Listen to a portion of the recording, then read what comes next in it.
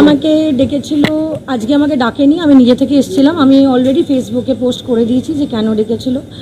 আমাকে ডেকেছিল যে আমি জয় কামদারকে চিনি কিনা। আমি বলে দিয়েছি আমি ওর এবং ওর বউয়ের বন্ধু, এবং আমি ওদের বাড়িতে কালী পুজোতে গিয়েছি, এবং সেটাই আমাকে জিজ্ঞেস করছিল। আমার দুপুরের পর থেকে ইন্টারোগেশন শুরু হয়েছে, এখন শেষ হলো, আমি বেরোলাম। কল্যাণ শুক্লার অ্যাকাউন্টে দেখা গেছে যে টাকা ঢুকেছে। আপনি একদম এগুলো ফালতু নিউজ, এবং আমি আপনাকে বলছি, আমি আপনাকে যেটা রিয়ালিটি দিচ্ছি, আপনার ইডি সূত্রটা একদম ভুল।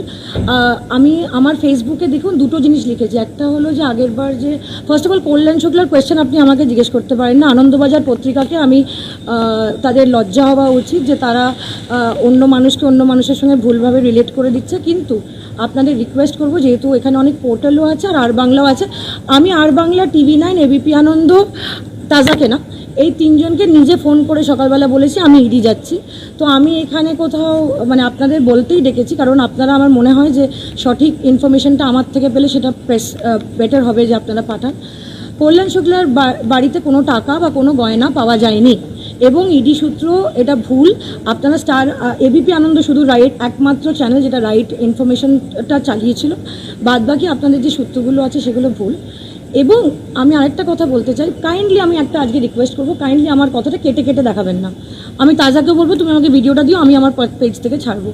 সেকেন্ড, ওর বাড়িতে না টাকা না সোনা না কিছু পাওয়া গেছে, ওর ব্যক্তিগত কিছু ফাইল আর কিছু পেন ড্রাইভ পাওয়া গেছে, যার মধ্যে ওর গণেশ পুজোর আর অন্য ছবি আছে।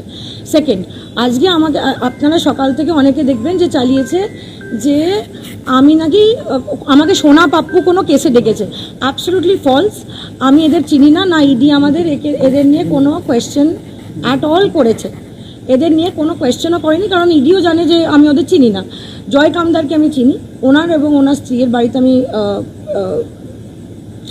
কালী পুজোতে গেছি, এবং আমি ছাড়াও 350-400 অন্যান্য জনও গেছে, এবং কারুর বাড়িতে যাওয়া এটা আমার মনে হয় না যে কোনো অপরাধ, এবং তারা আমার সঙ্গে খুবই ভালো ব্যবহার করেছে।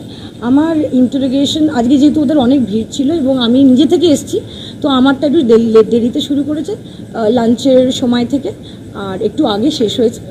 আমি ওদের সঙ্গে একটু বসে কথা বলছিলাম, আর তারপর পুরোটা আমার আজকে শেষ হয়েছে, এবং আমি পুরো কোয়েশ্চেনের যা কোয়েশ্চেন আমাকে করেছিল, আমার যতটা ক্যাপাবিলিটি নলেজের অ্যাজ এ রেসপন্সিবল সিটিজেন আমি কোঅপারেট করেছি যে আমি কী জানি।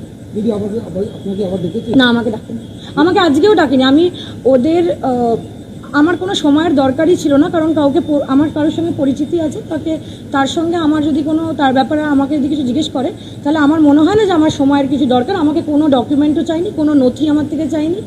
আমার থেকে 3-4টে কোয়েশ্চেন, 6-7টা কোয়েশ্চেন করেছে, আমি সেটার উত্তর দিয়েছি। দেখুন আমি আপনাকে আবার বলছি যে যদি ফ্ল্যাট বেচা কেনা হয় সেটা তাদের ব্যক্তিগত ব্যাপার, আমার সঙ্গে কিছু হয়নি।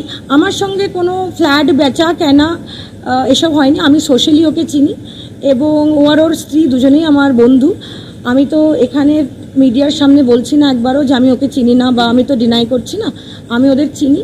এবং ওরা বলেছে যে আমার যেহেতু এই ইস্যুটা ইলেকশনের আগে আমার কেউ নাম দিয়েছিল যে আমায় ডাকতে হবে, তো সেটা তো ক্লোজ করতে হবে, তো আমাকে ডেকেছে। আমি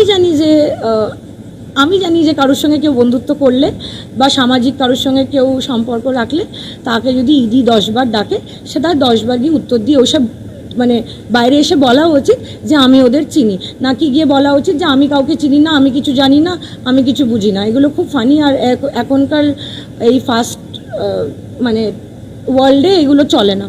তো আমি চিনিও এবং আমার আজকে যে আমি যে ওকে চিনি, আমি আমার শীর্ষ নেতৃত্বকেও জানিয়েছি যে আমি চিনি, কারণ এটা চেনাতে কোনো ভুল নেই।